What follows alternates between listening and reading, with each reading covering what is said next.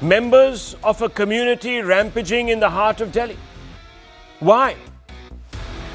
Because they have a problem with a court order, with a high court order, that was being executed with care by the city police. Over a period of time, members of this community had stealthily encroached upon public land under the cover of the old Waqf Act, viewers. This was land owned by the government, including a section of the road. On this encroached nearly 38,000 square feet of land near Turkman Gate, businesses were thriving. They had made a wedding hall, shops. Money was being made, all in the name of promoting religion. The court refused any attempt by the community to play down this encroachment and decided enough was enough and ordered the demolition of the encroachments. Now, the order was passed, viewers, 2 months ago almost, and it was supposed to be executed in 3 months, in a span of 3 months. The police get into the groove, as I said, almost after 60 days. And they target these illegal encroachments, which are nearly 38,940 square feet, around the Ramlila ground, close to a mosque. And they do it, viewers, not in any hurry. They waited 2 months. But there was a banquet hall, a dispensary, shops, an illegal road and footpath extensions. But viewers, the court also made it clear that the Faiz-e-Elahi Mosque and adjoining Dargah were not to be touched. The police carried out the drive under strict compliance of the Delhi High Court directions. Absolutely strict compliance. The miscreants, however, tried to disrupt the demolition by pelting stones and glass bottles. It was mayhem for a few hours. Terror gas shells and a limited lathi charge had to be undertaken to disperse this bloodthirsty mob. The officials clarified that the Faiz-e-Elahi Mosque was completely safe and that the demolition was only restricted to those structures that were highlighted as illegal by the court. Despite that, viewers, stones were pelted, this police deployment was targeted, several policemen are injured. Columns of stone pelters started emerging, and the police were targeted for serving the law of the land. These riotous scenes of mobs from one community taking the law into their own hands because they believe it doesn't apply to them are erupting barely 5 kilometers from Parliament, from Bharat Sansad. I can show it to you on a map. Just 2 kilometers from the Red Fort, the Turkman Gate area. The Red Fort is a symbol of India's territorial integrity. India's flag of independence on Independence Day is hoisted from the ramparts of the Red Fort. Kartavya Bhavan, viewers, the seat of governance, is 4 kilometers. India Gate, the war memorial, is around that much. So, viewers, this is happening in the heart of the Union capital. And a closer examination of the videos of the mayhem have thrown up a shocking surprise that the mobs might have even been instigated by a member of parliament who is sworn to serve the cause of constitutionalism. This member of parliament is from the Samajwadi Party and has infamously stood up in parliament recently, calling upon Muslims to do jihad against what he called were government atrocities. That's right, on the 3rd of December in 2025, last year, viewers, in the winter session, this man on your screens, Mohibullah Nadwi, came out and said Muslims might have to do jihad against the governments because he said that they were committing atrocities upon the Muslim community. And a month later, viewers, he's present at the Delhi demolition site where Pelters are targeting cops. And that too from one particular community, the Pelters have emerged. The footage also revealed that the mob was unleashing mayhem in the name of faith by raising religious slogans. Listen to this, viewers.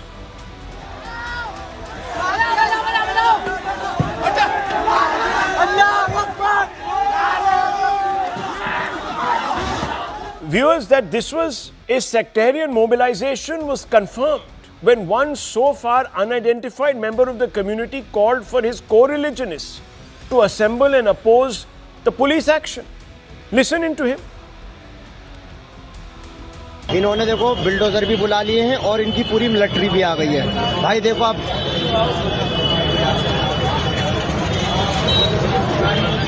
ये देखो हज मंजिल है तुर्कमान gate पे। भाई साहब इनकी पूरी मिलिट्री भी लगी हुई है और ये मीडिया वाले आए हुए हैं। भाई ज्यादा से ज्यादा लोग भाई दरगाह फैज-ए-इलाही पे पहुंचे। आप लोगों से भाई हाथ जोड़ के गुजारिश है।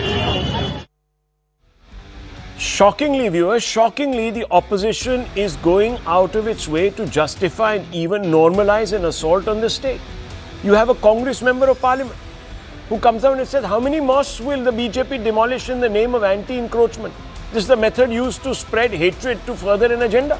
Viewers, this man has sworn upon the constitution of our country to uphold the law of the land. And he is lying through his teeth. The mosque was never on the list of sites to be demolished. The police was nowhere near the mosque. Then you have Asaduddin Owaisi. The land belongs to the Waqf.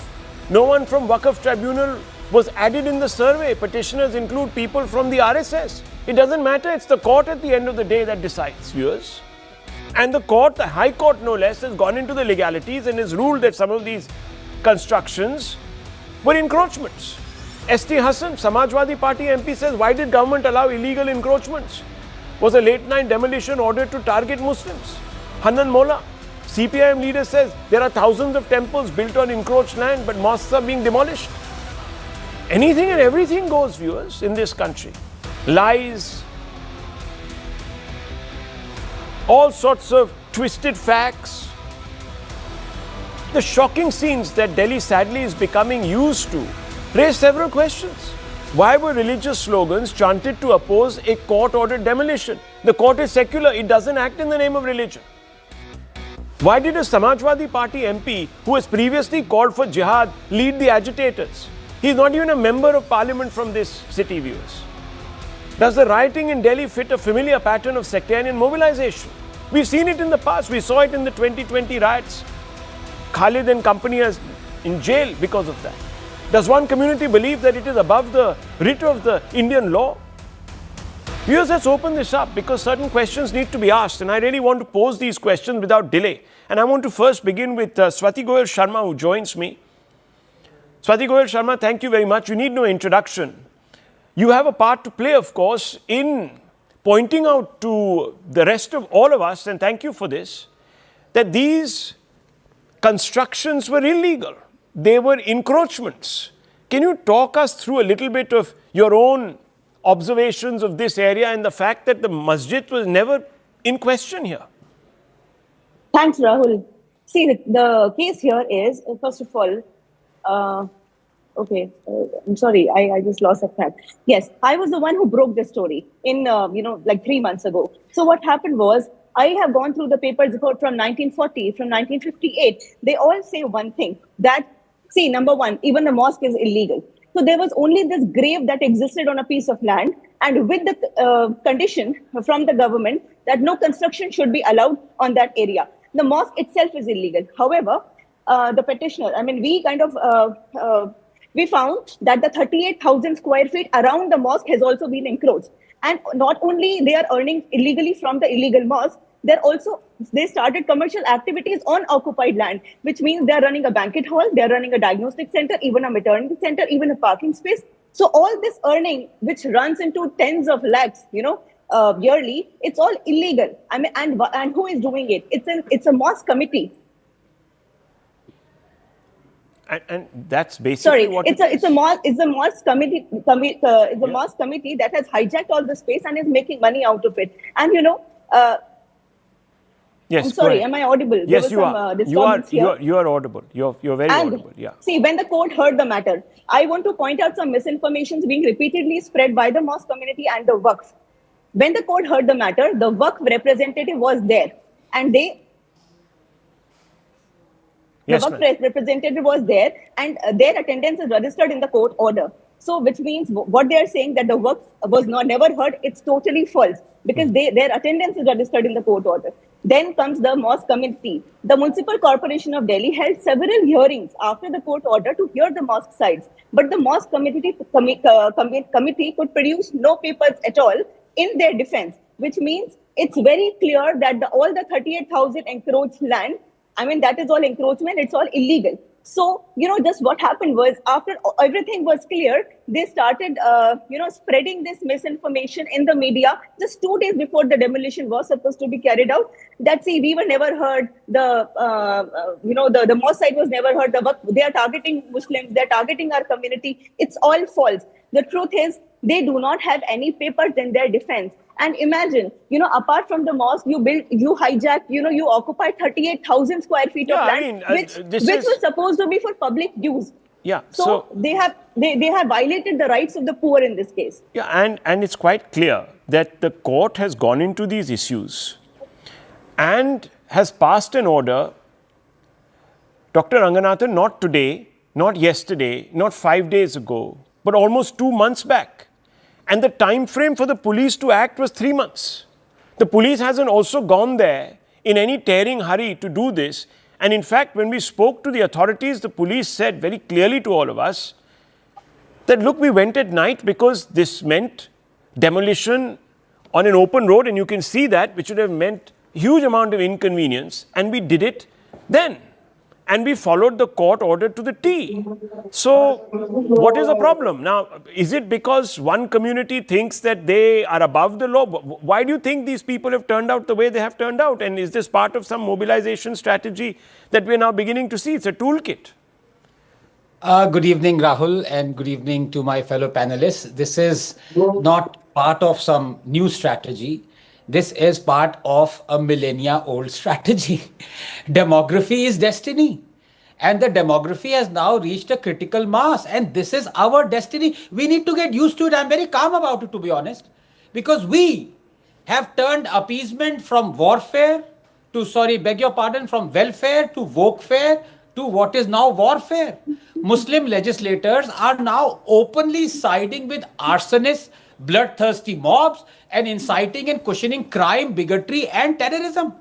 The next Suravardi or Jinnah, Rahul, is not going to be from the people who elect. It is going to be from the people who are elected. The open threat by the Muslim AIM MLA for setting up an army camp in the vulnerable Siliguri Chicken Neck corridor and against it heralds a brave new world, but that's just the latest in a long line. Remember Amanatullah Khan and his men assaulting the police and helping a dreaded Muslim escape? If you remember, the legislator of Sambhal also threatened police when they came to inspect his home that was tapping power illegally. There are dozens of literally cases where Muslim legislators in this country threatened the non-Muslims for venturing into their areas. Remember TMC Sheikh Alam boasting 4 Pakistans can be created if 30% Muslims come together? Heck, even the sitting Chief Minister of Bengal warned Hindus to not venture into Muslim areas. Remember BSP candidate Qureshi offering 51 crores to the beheaders of Charlie Hebdo journalists? Or MP Mufti condoling the death of Wani the terrorist? Or VP Ansari presenting an award to the PFI terror chief? Or when thousands collect for funerals of terrorists? Remember Akbaruddin's remove police for 15 minutes comment? Or what an AIM legislator demanded hanging of Nupur on the street? Look, there is a parallel world that is inhabited by hundreds of millions of Muslims, a world where they are not bound by rules, morality, ethics, propriety by which they want the rest of us to be bound by. Because their morality, ethics, conduct is not dictated by man but by God. Remember Haldwani in Uttarakhand? Exactly 2 years ago, copy case. When bulldozers were used to remove encroachments on court order, Muslims went on a rampage, stone pelting, and 5 people died. Let us be under no illusion. The situation is intractable. It hasn't changed for 1,000 years. Why not for it change in 10? And that their criminal conduct and terrorism has to be looked from a different prism is another excuse. Asking why they were forced into stone pelting and crime and terrorism. Look, This is textbook action, reaction, provocation, reaction theory, just 10 seconds. But then why don't they apply the same theory, Rahul, to Godhra riots and justify them as a reaction to the train burning? There, they don't bring this action reaction theory. But then it is not about them. It is about us and the state. Who allows thousands to attend funerals of terrorists? Who withdraws cases against Muslim rioters? Who gives bail to Coimbatore bombers despite SC refusing to do so? We may refuse to see this, but the fact is, camel has started to sneak into the tent. An open sky awaits, Rahul. Well, that's one point of view, viewers. That's one point of view. Mr. Abbas Haider, let me bring you in. You're the national spokesperson of the Samajwadi Party. And I'm going to ask you a very simple question. Why is a Samajwadi Party MP standing there amidst this riotous mob of pelters, wanting a court order not to be executed? I mean, what is the excuse for pelting stones? Muhibullah Nadvi is the same man who a month ago, and I've brought that out and I can even play the clip from Parliament, who said that Muslims have to fight and wage a jihad now because they think that there are atrocities being committed against the Muslim community. This is the kind of irresponsible behavior. He's there at the site, Mr. Haider. What is he doing there? Rahul Bhai, first of all, let me clarify you that we condemn any sort of stone pelting or any sort of violent behavior, and we certainly stand with peaceful protest. That is the right of every citizen, but not anarchy in any way. First of all, Mr. Muhibullah Nadvi was there and he was trying to mediate between the administration and the local. For that, he called up the police commissioner and other officials. Few minutes back, I was in a debate and Joint Commissioner of Delhi Police, Mr. Verma, was also there, and he has clarified that he asked Mr. Muhibullah Nadvi to leave and he left. And basically, when somebody is, I'll tell you, Mr. Nadvi may be member of parliament from Rampur, but he is also imam of a mosque which is nearby, and his official residence is close by. So he has been living in that area for quite some time. So he may be having some acquaintance over there. So don't link it with him being member of parliament of Samajwadi Party from Rampur. As an individual, he was there, and Mr. Nadvi, we are against any sort of Can I violence. ask a question, this thing sir? is very clear. Second thing, Go ahead. I have an apprehension, sir. Go ahead. Go ahead. My apprehension is because Bharatiya Janata Party, their toolkit, they want violence, they want riot. So they wanted a riot to happen in Delhi, Turkman Gate, because they are exactly following the footstep of Congress Party. Hang on, Mr. Haider. During the emergency. Okay, look, now this is ridiculous. one second. Now, please, Mr. Haider, you cannot tonight. One second. On a matter of fact. One second. On a matter of fact, you said that you have a problem with riotous mobs and this, that, the other. Okay. Has Mr. Nadvi come out and condemned the pelting of stones? He's a Samajwadi Party MP from your party. Has he come out and condemned the pelting of stones at the police? Yes or no? Secondly, do you know of an individual? Of course, he will condemn. He will. Samajwadi Party. He will. Any sort of violence, Viewers, pelting. hang on. One second. Viewers, I asked a question. One second. You heard the gentleman. 1 second. The Samajwadi Party spokesperson began by saying we condemn any sort of violence. Fair enough. You condemn violence. So I asked him, what was his MP doing there? He gave us a long-winded explanation. Okay, I'm willing to take that at face value. Then I'm asking him, under his nose, there's pelting happening, and you can see, viewers, those scenes there. Has he condemned this? Has he said that my community members were out of line?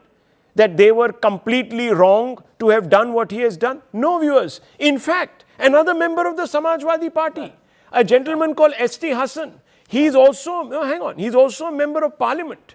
What does he say? Why did government allow illegal encroachments? Was a late night demolition ordered to target Muslims?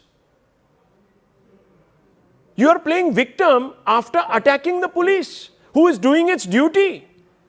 Yes. Nobody is acting victim. No, I'm asking you. Can you explain to me why is Mr. No, 1 second. I'm asking you. Why is Mr. Hassan? No, 1 second, sir. By who? Please. Why is Mr. Hassan communalizing this by suggesting that the police that is doing its job and executing a court order, that too 2 months after it was passed, not even in a hurry, was doing And so that to too- target that- Muslims. And that too after putting several notices that they would Sir, be sir, demolishing. there you go. those After protected putting several notices. We condemn this. We condemn what has happened in Turkman Gate. Likewise, we also Sir, condemn walk what the has talk. happened in Assam. Walk the talk. Now again, 48 police Assam. officers, Now including Assam. Director General of Now Police and Assam. IPS Now officer, we have and what the about IG of police. They I have don't got care about seriously Assam. injured. I'm talking But about we are Delhi not right talking now. about that issue. Sir, We are not let enough, me discuss enough, that because enough, that enough, matter enough. does not include a Muslim. Okay. Now let me tell you. This should not One happen. second. See, We should not doesn't we should not include a pick and Muslim choose victim issues according card. to our convenience, sir. There is This a caveat, something- viewers. What has happened? Caveat No. for bad behavior. I want you to listen to this, viewers. sir, Just what 1 minute, has 1 minute, 1 minute, 1 minute, happened 1 over minute, 1 minute, there? 1 minute, 1 Nobody is second. going I to don't stand care, with- sir. with You are stone being pelting. two-faced on this debate. There is a degree of hypocrisy in what you're saying. There is an inconsistency. You're contradicting yourself. And therefore, let me also point out no one thing. degree No, of- 1 minute, 1 Now, minute, please. let's talk about the Okay, case. okay, Let okay. me Just come 1 back. second. Just 1 second. Viewers, if you look at the court order, here is the court order. That's the front page of the court order. Who appeared? Who appeared? Miss Farhat Jahan Rahmani, ASC for DWB, Delhi Waqf Board. Yes. So there is another lie being spread that the Waqf Board was not heard. Yes. Viewers, everything can't be tailored to suit a particular community and its whims, Mr. Dhiman. But before I come out to you, Mr. Dhiman, I want the BJP to respond because the charge is that the BJP was instigating this. There's a toolkit of the BJP's. You need to respond to this, Mr. Gupta. Please. I think you're on mute, like sir. this. Yeah, go ahead. You're I think fine. can you hear me? Yeah, I can. Yeah. Yeah. Yeah. So I think you really require courage. I'm telling this to SP spokesperson to come on national TV and really justify what has happened. And like telling that this is a BJP toolkit. So we have sent your MP there at midnight. We have told your MP to spread lies. We have done all these things. We have done atrocities on police. Please stop this. Please stop playing victim cards. How long will you play? You are trying to justify illegal activity in names of minority atrocity. Stop playing the victim card. This is not the first time. All the times you have done this against bulldozer actions, you are playing victim card. And same bulldozer action happens in Karnataka, you keep quiet. So this double face cannot work. Please stop this. Please stop your appeasement politics. Please stop inciting normal Muslim brothers and sisters. Your politics has come to an end. Now they have also realized, and that's why in Bihar they never voted for you, because now they know their reality, that you are using them only for your political benefits. Here, in name of Dargah, you incited the mob for protecting the illegal construction. That is the new toolkit you are applying, whether it is SP or Congress party. Now, You are viewers, using this is a them for your chilling. political This is a benefit. chilling precedent. What is the message that is going out? That court orders must not anymore be taken at face value. They're not sacrosanct. The law is not sacrosanct. Doctor is coming in, and I want to bring in Tehseen Poonawala, who also is a member of the minority community. And I know that he's going to take an elevated position, and he's going to speak to Sunny Dhiman, and he's going to tell Sunny Dhiman that you are wrong in advance, even before Sunny Dhiman opens his mouth. Yes, Doctor. Thank you, Rahul. Thank you for having me on the show. And good. Just a slight correction. Sorry, Rahul. Tehseen, sorry.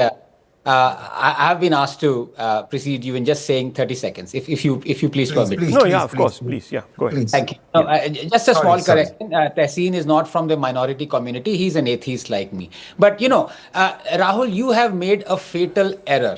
Okay. And the error is you believe that the court orders in this country need to be followed. What are you thinking? What are you smoking? When you're talking about court order is being followed today, have you forgotten what DMK has done? 3 times the court order was asked to be followed. It's been ratified twice by the High Court. Follow it. Send in CISF, Jawans, to make the Hindus light the lamp. And what does the DMK do? The DMK, rather than following the court order, is in criminal contempt of it and files what against the judge? Impeachment. So Okay. please, let us be not under this illusion that court orders in this country need to be followed. Well, it's quite clear, viewers, that Very good statement. on several issues, we have people who are recalcitrant, but no one, I don't believe that the DMK has thus far gone out there and thrown stones at the police or at the Deepam or at the Deepatoon or tried to vandalize structures or claim at any level.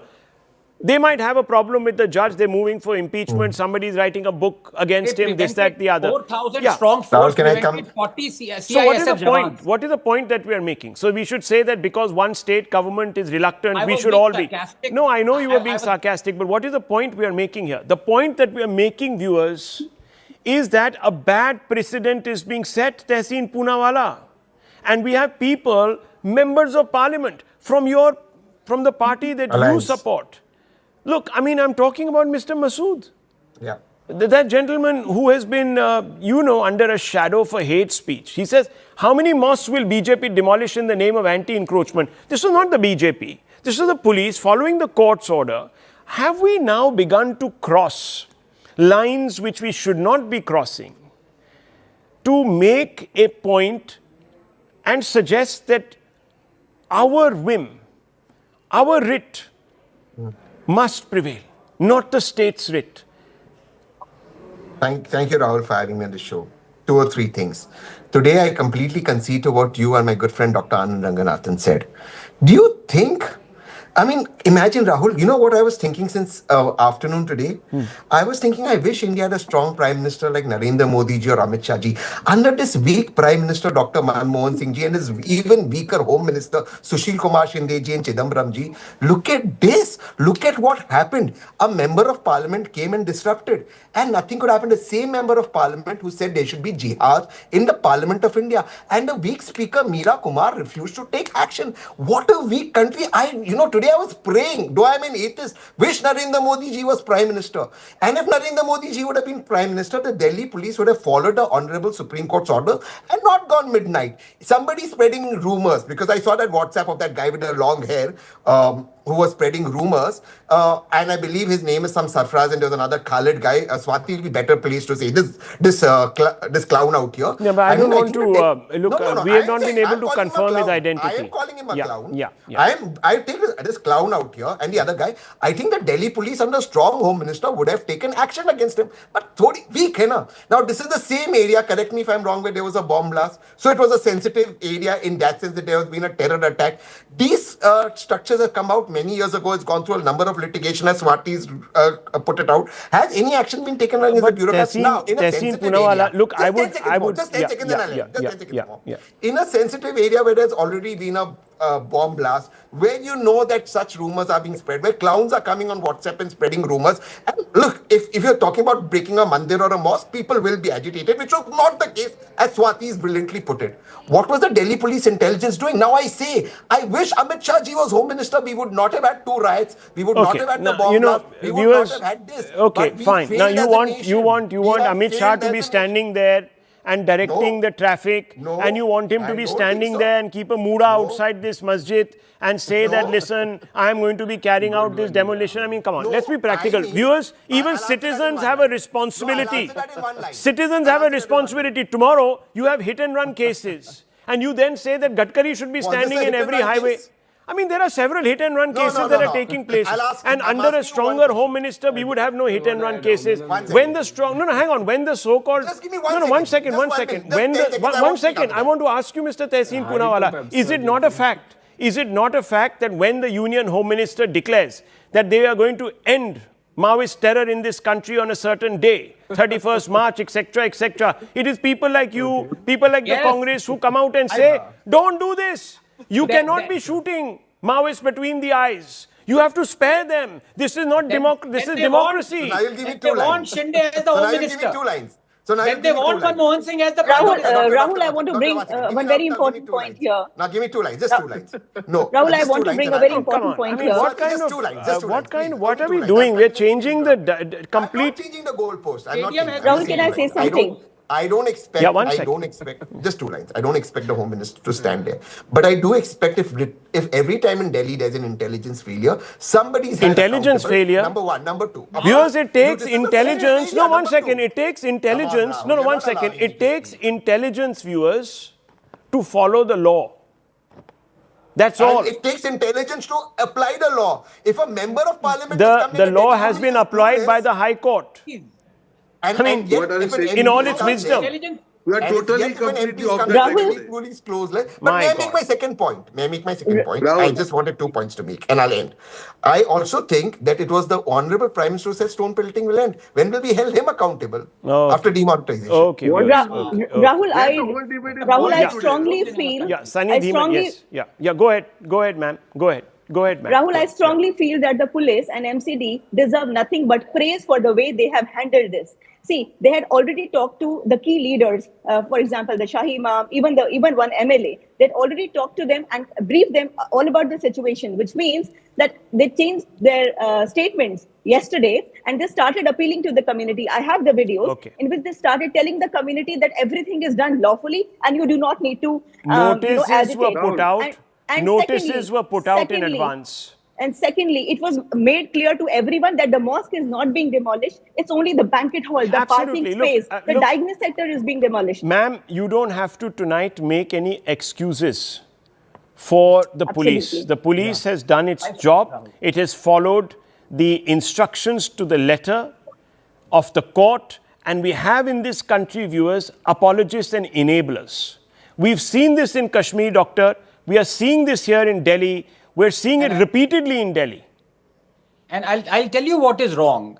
What is wrong is that when my good friend says that you needed intelligence agencies so No, I that didn't say this agencies. whole thing could go with. No, one second. But When bro, you I have didn't a say court- agencies. Yes, आप please, कुछ I भी मत didn't बोलो। interrupt you. I didn't interrupt you. नहीं I bro, didn't- मैंने बोला local intelligence.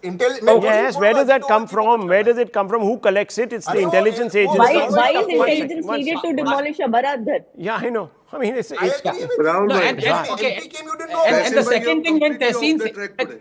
you know, for those who are saying that Prime Minister Modi is responsible because stone pelting hasn't been stopped, they don't know these mobsters, these guys on the mob in the mob. ये तो अपने kidney से stone निकाल के भी pelting कर लेंगे. No, I'll tell you something, viewers. Come on, You know, that's mobs. You know, this argument that is being proffered here. One second.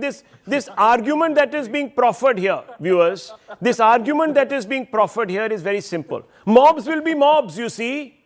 Yeah. Someone used this, and a Samajwadi Party leader who's not with us anymore, what did he say? Boys will be boys, mobs will be mobs. So mobs will come out, and they will throw stones. It is up to you to control these mobs. You must put a bullet between them. And if you say that, and if you, hang on, if you fire a bullet in that direction, then it's a human rights you play tragedy. victim card. So viewers, exactly, you play the victim card. So you have a problem, Mr. Sunny Dhiman. Mr. Sunny Dhiman, you can't bring yourself to unequivocally come out and say, this is not in our name, that Muhammad Kaif, Mr. Kashif, Muhammad Arib are people who think that they are above the law. Adnan, all of these people have been identified. You won't bring yourself to say this. You'll blame everybody, the Home Minister, the Prime Minister, you'll bring in everybody except for those who should be blamed. Fact or not? Sunny I Dhiman. think Rahul, you have become my spokesperson. Go ahead. But you should have taken some permission from me to be my spokesperson. Okay. You don't need to talk what I am going to talk. Right, Okay, great. thank you. Go ahead. Rahul, I'll begin with a very small story. Like Roman king had a book of account outside his courtyard. In the period of crisis, people will point out it, like, where is the money? Where has the money gone? So the king panicked and minister said, do not remove the book, remove the attention. So he built the Colosseum and the drum and the fight club. Every night, a fake enemy will be there and the fight will be there. And this is the condition of the country today. As per my memory, I might have memory issues. I know in Delhi, because I was in JNU, I know the South Delhi, there is a very posh, lavish society called Scenic Farms, big farmhouses on Aravali land, which are posh, illegal, and unauthorized. But you never see police, MCD, anyone there. I'm not saying that I'm defending these. I think Sunny pelters. Dhiman, one second. I'm Sunny not Dhiman, first of all, defending you're these, wrong. Just open the pelters. newspapers. 10 days No. back, there was a demolition in Scenic Farms on some very rich person's home. Please, these are unauthorized colonies. The matter is lying before the High Court and the Supreme Court of India. Please, no, listen, one second. Just 1 second. Sunny Dhiman, okay. Are you going to speak over everybody? This is not about that, viewers. One You second, were one my second, one second, one spokesperson, and second, now one you're second, one saying second. I'm Sunny Dhiman, okay. Sunny Dhiman, one I'll second. be silent because Sunny you are my Dhiman, yes, spokesperson. please You be already silent know because right this now is you are only- out of your intellectual depth. You said that I have a memory issue. No, you have an intelligence issue. So just keep it to No. that. Don't prove No, yourself. no, I don't know how you mister. got No, your no, doctorate. mister. But let me just tell you, you must have doctorate. One listen, second, just 1 minute. listen, I just want to make a listen. point. I just want to make a point, Le- please. Viewers, This this is a is fight not club. this is not an issue about. Okay, just 1 second. Mr. Dhiman, 1 second. This is not a story, viewers, about what is happening in scenic farms, what is happening in some other part of this country which has unauthorized buildings and so on and so forth. Those matters are being judged in a court of law. There is frustration there also. Many people have said, let us make these areas authorized. That's a pure governance issue. Here, the High Court has gone into this issue.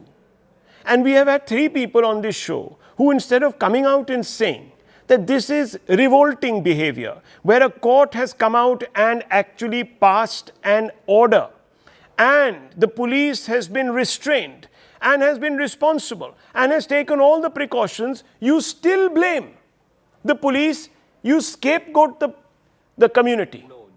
You will not come out and say that the community has stepped out of line, that the community has not abided by the law. You will make them into victims when they are the perpetrators. Who is throwing stones? Who is injured? Can I speak? Who is called Can I for this? speak? 1 minute, I want you to listen to this soundbite, viewers. Listen to this person who says, come to this mosque Sure. and do something about it. About what, viewers?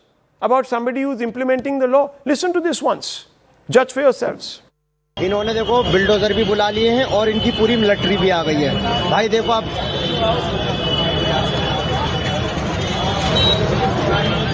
ये देखो हज मंजिल है तुर्कमान gate पे। भाई साहब इनकी पूरी मिलिट्री भी लगी हुई है और ये मीडिया वाले आए हुए हैं। भाई ज्यादा से ज्यादा लोग भाई दरगाह फैज-ए-इलाही पे पहुंचे।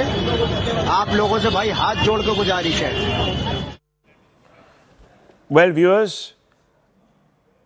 हाथ जोड़ के गुजारिश ये है कि please uphold the law and stop making excuses for those who don't follow the law.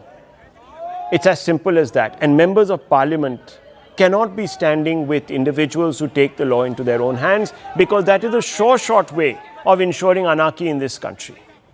I want to move on because, viewers, we're sticking with a theme which is related but very, very different in tone, tonality.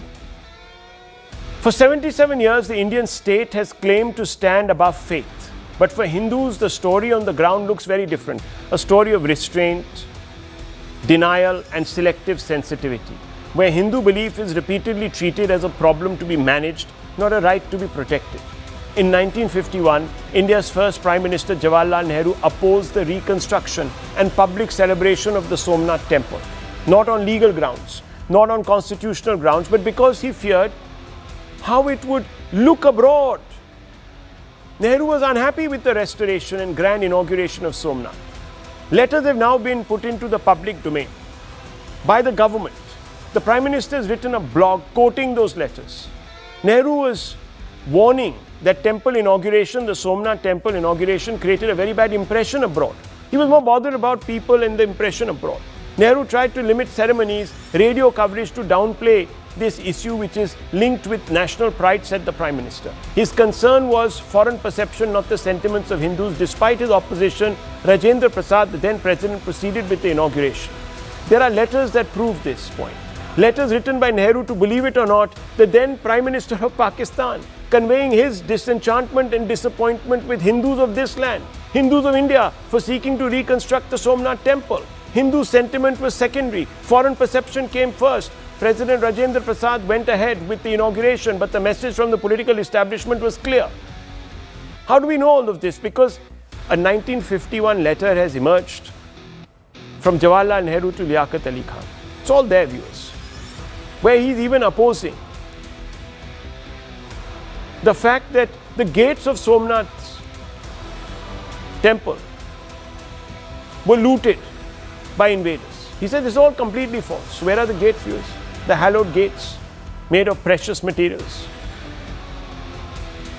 He said that there is a desire to glorify Mughal invaders behind the temple block bid. Nehru in his letter cited secularism and diplomatic concerns.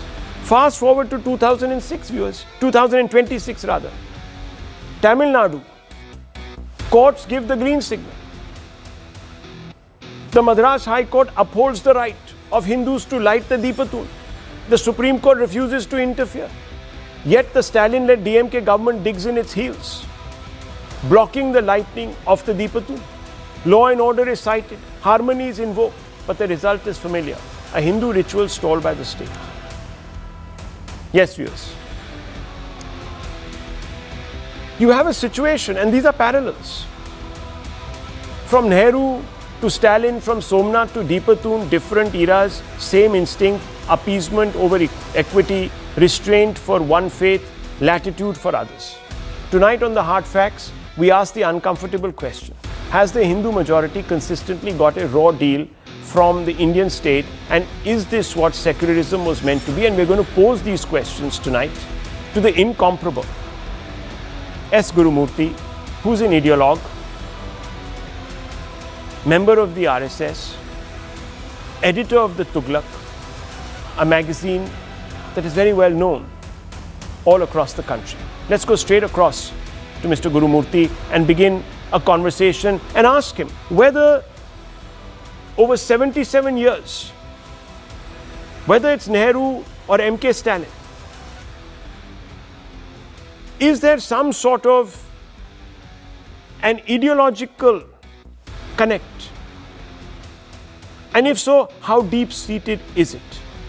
Let's go across. Mr. Gurumurthy, thank you very much for speaking with me, and we always have cherished your great service to a particular cause, and that cause is now finding sympathetic ears, at least in some quarters of the judiciary. So I want to first begin by asking you to comment really on this entire Deepatun issue. The Madras High Court has upheld the right of Hindus to light the Deepatun, as you know. In your reading, is this merely a religious rights judgment or a larger constitutional pushback against perhaps decades of overreach in Hindu practices? Actually, first it is a clear condemnation of the state government. That's the core of the judgment. That there was really no issue, and that the Deepatun is not what the state began to narrate it to be, that it belonged to the Jains and it is some survey stone. All these were later constructions to deny the Hindus of their legitimate right. So what the court said is very important, that they created a dispute between Hindus and Muslims which did not exist. And so the state, instead of trying to solve the issue, instead of trying to bring together both the communities to find a common ground for peace and harmony, it played the role of a villain. This is the most important aspect of the Madras High Court judgment. And it said that the state, for the state to say that a small team of people going and lighting the lamp would create communal conflagration is something which is a ghost that they are raising. You know, I don't think in recent times any government has been so firmly condemned and criticized as this government. Of course, this government has neither the brain nor the sensitivity to understand this. So, my view is, it is this kind of unreasonable attitude to the genuine aspirations of the Hindus that produces mass movements. Ram Janmabhoomi was produced like this in the 1980s and 90s, when I lived through the Ram Janmabhoomi movement and was very much part of it from diverse fields, including journalism, including the BJP, RSS, and even from the perspective of the Mandal parties. So, politicians make a simple issue difficult and complex because it fetches them votes. For example, take Ram Janmabhoomi. In 1990, KK Mohammed is on record that the Muslim side was willing to concede. I was part of the negotiations at that time. Sharad Pawar, Bhairav Singh Shekhawat were parties to the Muslims and Hindus submitting their respective claims and finally saying that they were willing to give up that place. But it is the leftists and the Congress who prevented an alignment between Hindus and Muslims on this. So, what a huge benefit the nation would have derived if the Hindus and Muslims had joined together in 1990 to build the Ram temple without going through this whole process for the next 20 years. This is politics. What was played at the national level is being played in Tamil Nadu. But unfortunately, the DMK, which has lost its ideological game, is hanging on to the fact that the politics of India, the politics of Tamil Nadu, is different from the society in Tamil Nadu. The society in Tamil Nadu is Hindu. If there is any state which is most Hinduized in terms of faith, it is Tamil Nadu. But it doesn't have political representation. Like Hindus did not have political representation at the All India level till the Ram Janmabhoomi changed the ecosystem. In Tamil Nadu also, the ecosystem in politics is not representative of the Hindus. Now the situation is changing. I think the DMK has committed a blunder in where the Muslims did not have any objection, they created it. The court said the Muslims even claimed that the Deepatun belonged to them, which was nobody's case. and the state government asked the Waqf board to file an affidavit. Can any government go this far to create enmity between two communities which are having a history of hostility? This is the most irresponsible stand the state government took, and for them to say they will go and appeal in the Supreme Court, it's only a joke.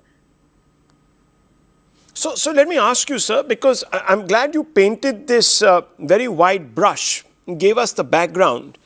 So in your reading, is this judgment a pushback against decades of state overreach in Hindu practices? You see, I would rather say it is the drive of the Dravidian parties, anti-Hindu, anti-national Dravidian parties, anti-Tamil Dravidian parties. Most important, the Dravidian parties never stood for Tamil till the anti-Hindi agitation. It is not known. In fact, the first speech on Tirukkural and Thiruvalluvar by Annadurai was in 1968. The first book that Karunanidhi wrote on Tirukkural was in 1994.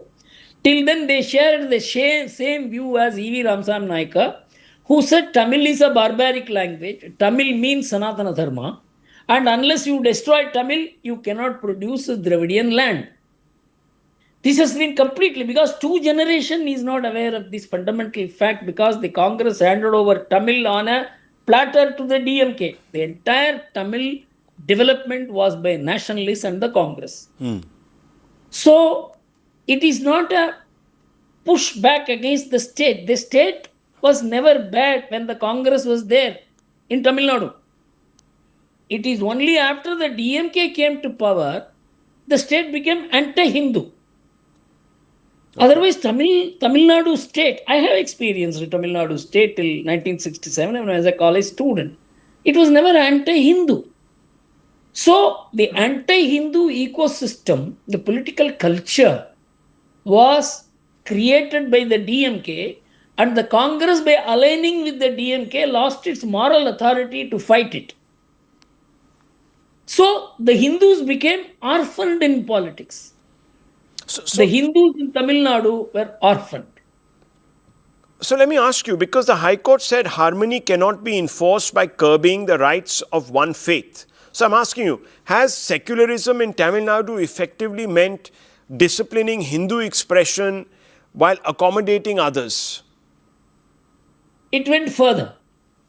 Tamil Nadu was the first state to define secularism as meaning, unless you are abusing the Hindus, you are not favoring the minorities.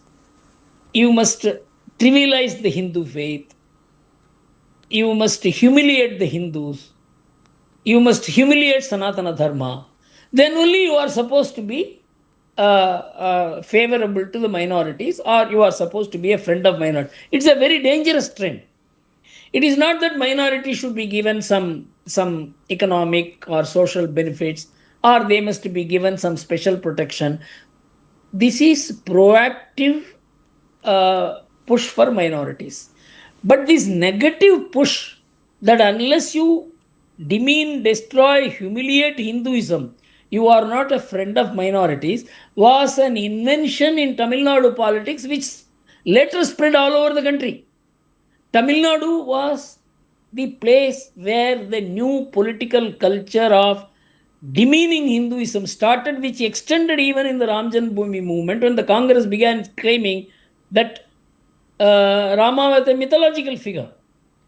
This is very interesting. This is very interesting. So let me ask you this, because I want to understand this. Does the Deepathoon episode reflect a deeper pattern where now courts will have to intervene to restore rights that governments are unwilling or reluctant to acknowledge? Hindu rights specifically. Are we seeing the beginning of this new trend? Do we, in other words, I'll just be very, very direct with you. Are Hindus now going to have to run from pillar to post, legal pillar to legal post, to constantly fight for their rights in this country? Have we come to that pass? And are the courts going to be the ultimate determinants? Actually, that is what has been happening after the Somnath temple episode. It is the ecosystem that was generated by Nehruvian secularism when Nehru started saying that Islamic communalism is aggressive, but Hindu communalism is dangerous. I don't know what this narrative is, which meant that Hindus are dangerous to the countries, though Muslims are aggressive. I mean, I don't know how he equated the two, and that governed the entire political discourse in this country. And the Jansangh was too weak to fight, with the RSS being blamed for the murder of Mahatma Gandhi and all that, the 2-3 decades. There was virtually no defense for Hindus in Indian polity. It is the Ram Janmabhoomi movement which began to reverse this situation. So the Hindus always fought. Even Ram Janmabhoomi movement was a huge battle on the ground, in the electoral field, and in the judicial field, and even in the court. The secular parties were trying to prevent the case being heard. And they created such hurdles for the court, put such pressure on the court. The court, after all, the courts have to function in a congenial atmosphere to render justice. Always being blamed that you are this, you are that. The courts were being blamed in the manner in which some RSS and BJP was being blamed. So the Hindus not only fought in the court, they also fought against the trend to prevent the court from rendering justice to them. It's a very intricate affair at every step, because I was involved in it. Yeah. So I can tell you that the Hindus have always fought and they are fighting. The only thing is that there is some realization today that if it lost, this is not a sustainable model. The genuine rights of the Hindus, their aspirations will have to be recognized. And there is a broad consensus emerging and the judiciary is falling in place. No, but the tragedy is that, yes, now we have, for example, in the Deepathoon issue, you have a judgment that is pro-Hindu, but the DMK government doesn't want to implement it. So we have another impasse. It reminds me of, the reluctance of the state to acknowledge back in the Nehruvian era the demands, the organic demands from the Hindu community that Somnath should be reconstructed. So when the state itself begins to militate against what is a peaceful affirmation of Hindu rights, then what happens, sir? Because you have a fundamental problem then. I mean, and nothing seems to have changed in 75 years. You've probably heard of the Nehru letters that have been released, which shows sustained opposition to the reconstruction of the Somnath temple. Now, this is very, I don't know what to make of it, because the Hindus have chosen a very peaceful way, legal path. The courts rule in their favor, and the state stands in the way.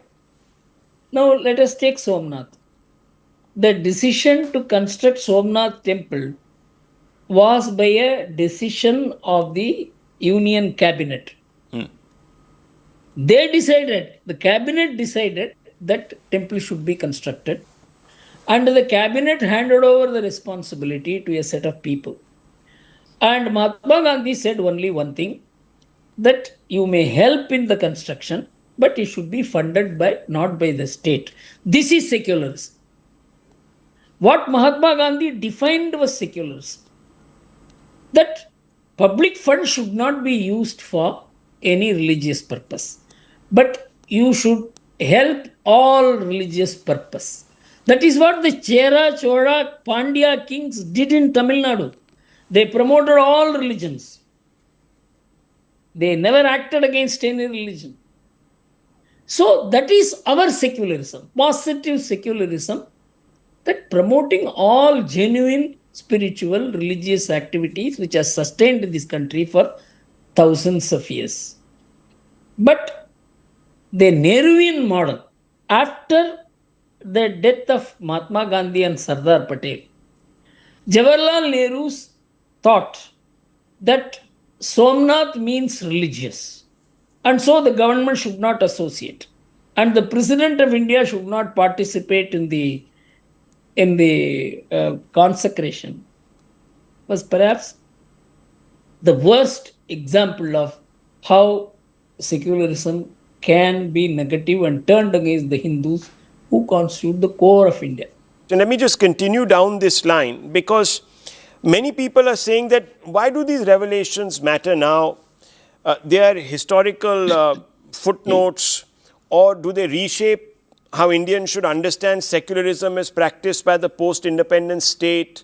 And in that context, many people say that Nehru's job was at that point to build relationships between Muslims and Hindus who had gone through this horrible scourge of partition.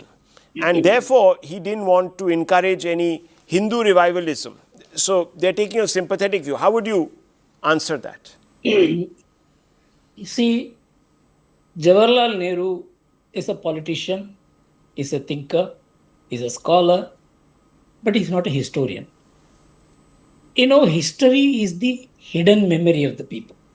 The hidden memory of the people is very intimately associated with the soul of the people. For example, for 2000 years, the Jewish nation resided in the hearts of the Jewish people.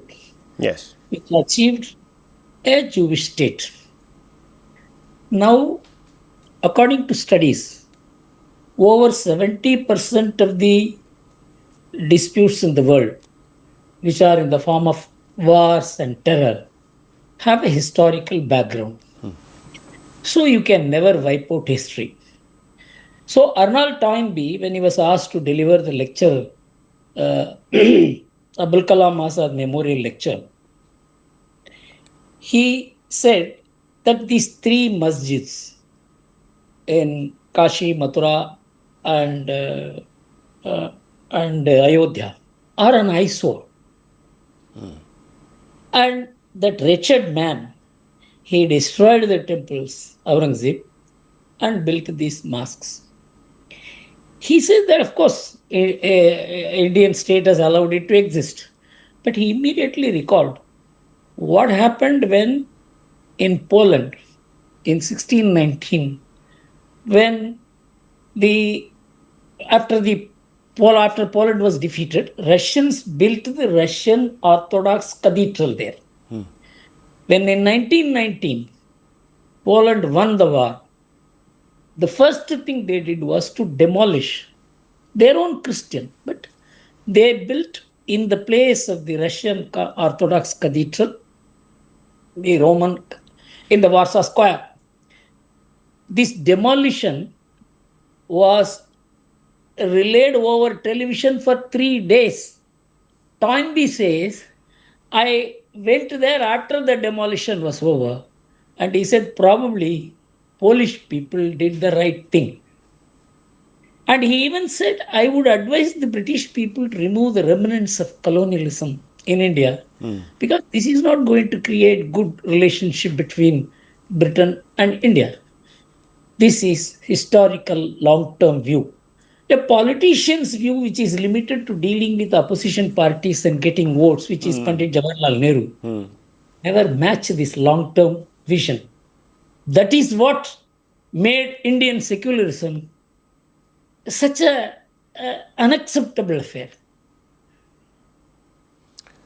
Well, Mr. Gurumurthy, on those very insightful comments, we'll close this conversation. Wonderful speaking with you as always, Mr. Gurumurthy. Pleasure. Thank you. Viewers, I hope you are now getting to understand really why we have brought these two stories together. The Nehru letters and the Deepatun verdict. There is a continuity, and let's go back to those two windows because they really tell the story. There is a continuity there of mindset. And the most important point is that both sides, those that are blocking or tried to block Hindu aspirations, are falling foul of what is known as historical memory. And that, one believes, is a short-term view. I leave it at that. Thank you.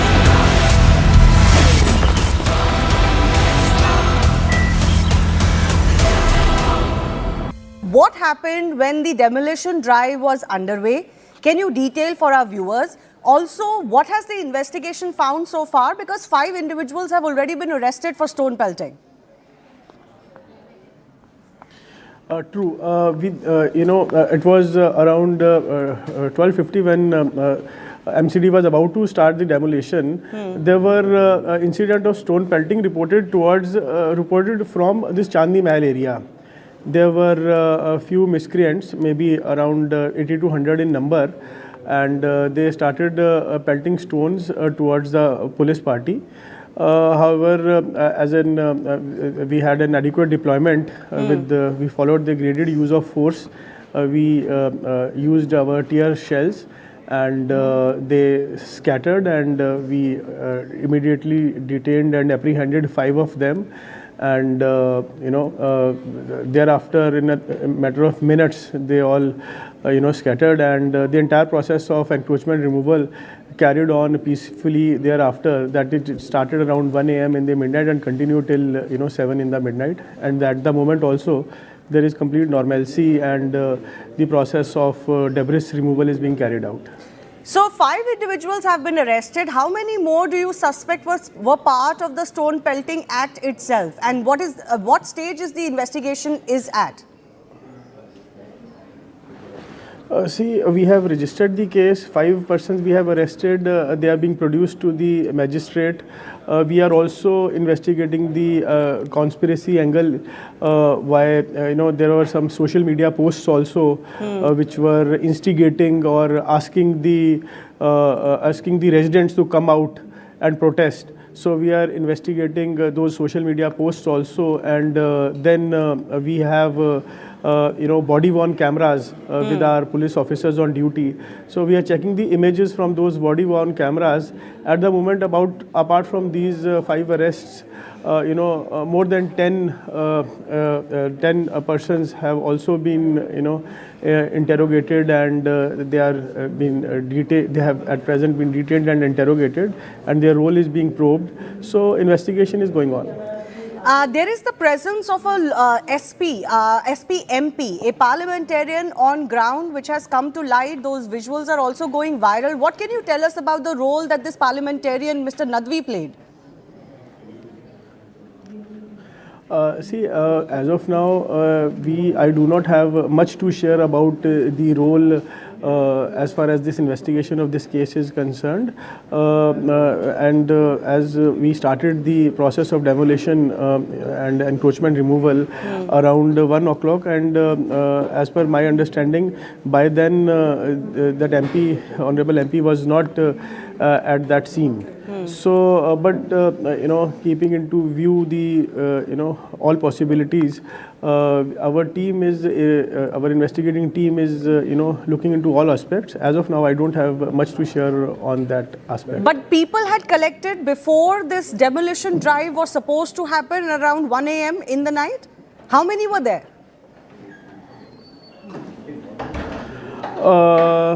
People, you mean protesters? They Yes. were, our initial estimate was that around 10 or 11 in the night, there were around 100 to 150 persons. That was in some of, then there were some few of them probably added and few left also when the police party started coming for arrangement. Actually, our deployment started at 11 a.m. and continued till midnight. So around there were maybe around 100 odd individuals were left, and they only probably pelted stones. However, the situation was brought to control in matter of minutes only, and the entire exercise carried out without any hindrance for the entire duration. So some questions are arising on why this happened in the dead of the night, post midnight or at midnight. Can you explain to us why the demolition drive was carried out at night? Your question has got two aspects about the presence. This is a very thickly.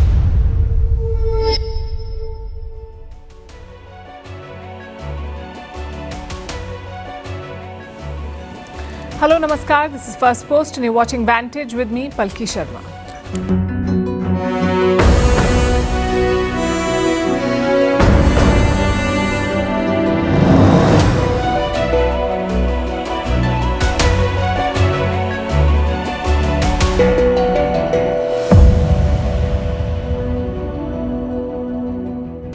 The world is on edge. In the Atlantic Ocean, US and Russian warships are playing chicken at